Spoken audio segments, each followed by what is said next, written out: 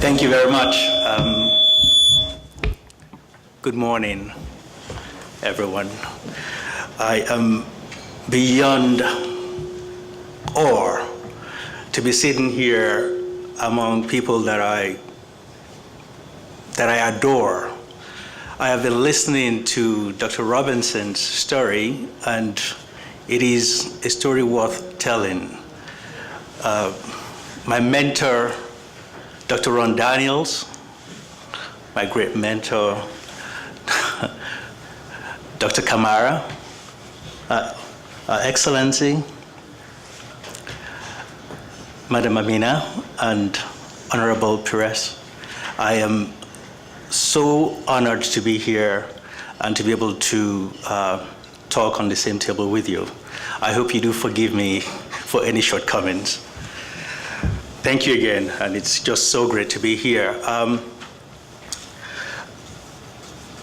I want to follow up quickly on what the Honorable Perez said in regards to the universal African culture. And two things.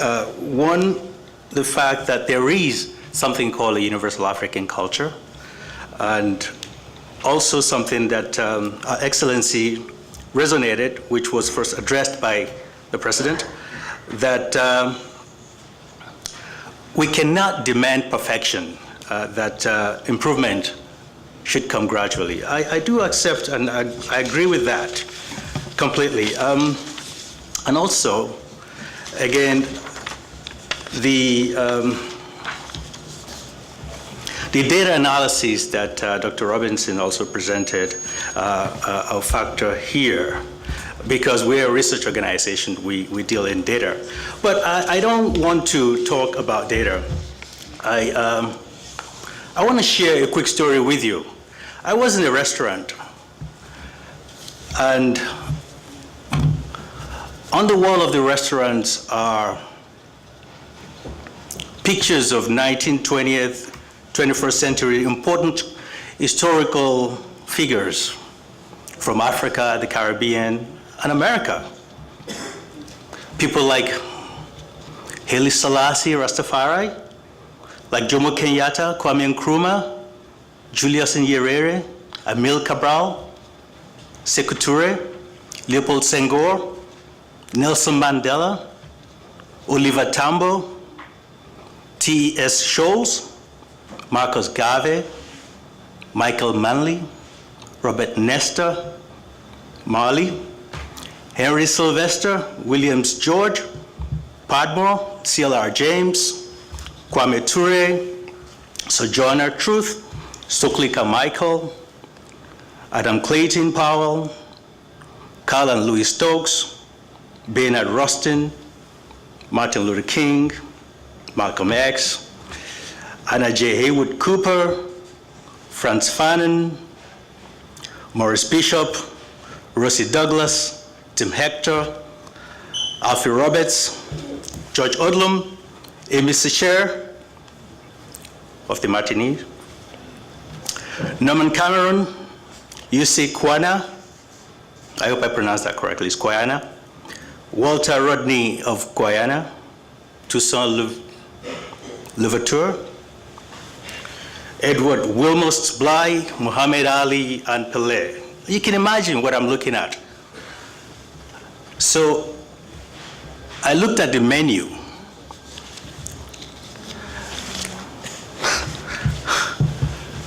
On the table next to me are seated Molefi Asante, Hilary Beckles, Mulana Karenga, Jeffrey Leonard, Ron Daniels, Jamandari Kamara, enjoying their meals, having a casual conversation as if all the problems have been solved, discussing without any worry. On the menu, in alphabetical order, I see a Mwamba de Galinha from Angola. I see on the next, I see a fungi with pepper pot from Antigua. Next, I see a crack conch with peas and rice from the Bahamas, a cuckoo and flying fish from Barbados, rice and beans with fish from the Belize, kuli kuli from Benin, sewa from Botswana, feijoada from Brazil, and when I got to cachupa from Cape Verde, I was consumed with anxiety. I said, I must be dead. And in heaven, it's gotta be.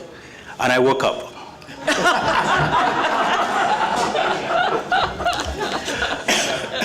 Ladies and gentlemen, the issue of democracy and development is a very important one for us as people of African descent.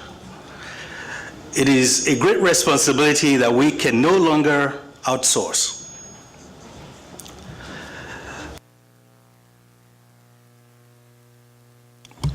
Forgive me for that.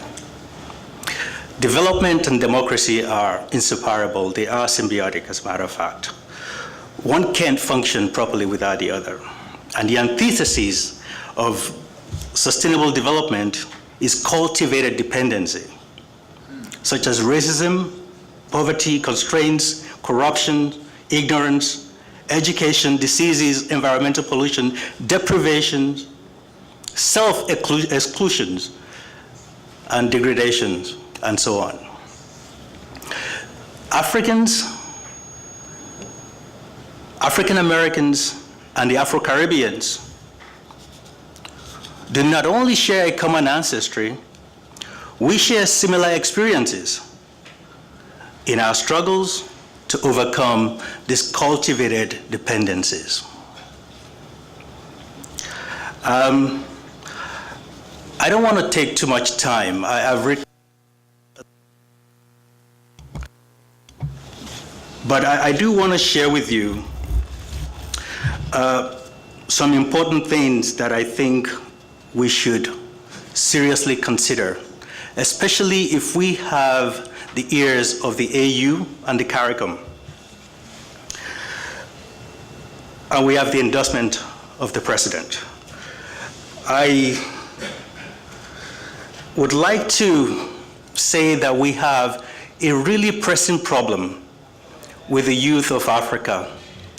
Niger Republic has the highest youth population in the world. They are at risk.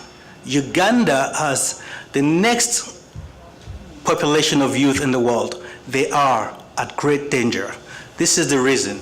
Uganda is a country growing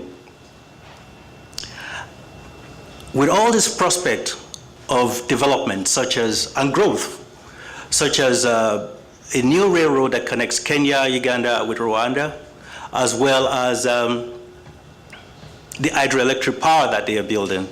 They also have oil. So this is really good for them. But if you remember the story of Uganda, they have gone through periods of unrest that have rendered a lot of youth uneducated and in atrophy. Many of these kids are not prepared for this opportunity. This means that we could possibly have a generation that could not manage the country's economy. This is why I mentioned before that we cannot afford to outsource our development and democracy, management and strategy. Now, the African Union and the CARICOM are having frequent meetings, and some of their discussion should include rules and regulations to favor economic cooperation and mobility between Africa and the Caribbean. High-level integration of institutions may be necessary, since we face similar challenges, to explore solutions through common curriculums in certain disciplines in education, health, civil rights, governance, while programs could also be put in place to raise awareness of existing opportunity between Africa and its diaspora, such as developing cultural exchange programs, expanding the scope of youth, and opening the economic horizon, shifting, this is actually important, opening the economic horizon and shifting current paradigms, which is so important between the diaspora and the native Africans.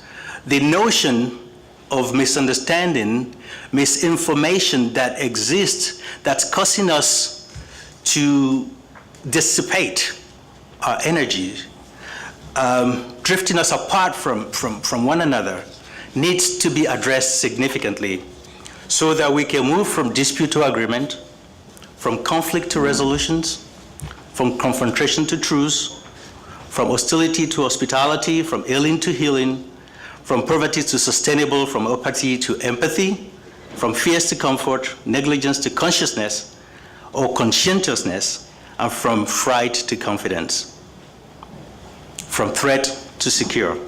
This is the true principle of democracy and development. Thank you so much.